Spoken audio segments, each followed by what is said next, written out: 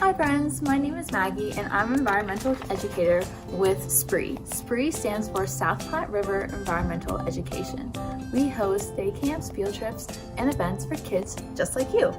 Today we are going to complete our 4th mission in our SPRE passport. You can find this on our Just for Kids page on our website. In this passport is a series of missions and challenges that help guide you along the Denver Riverside parks and outdoor areas near you. In today's mission, we are going to create a nature mask. You can find this natural material in your backyard, neighborhood, and/or park near you. Before we begin, here's a list of material that you will need to complete your mask.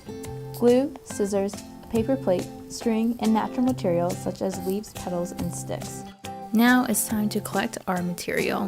When you look for material, make sure that you collect anything that is dead, brown, or on the ground.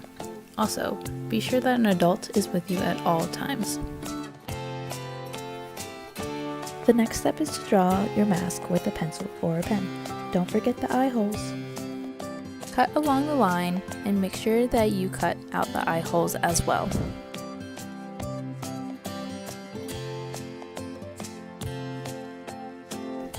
The next step is to punch a hole on each side of your mask. I'm using the tip of my pencil, or you can use the tip of a pen to create the hole. Time to decorate! Now it's time to glue your natural material onto your mask. Try to cover up as much of the mask as you can. Remember, you are welcome to draw on your mask as well as an alternative. The next step is to cut out 2 pieces of string for your mask. Cut out 1 piece of string and then use it as a measuring tool to cut out the second piece. Once you cut out your 2 pieces of string, tie 1 piece of string to one end of the mask. Do the same on the other side.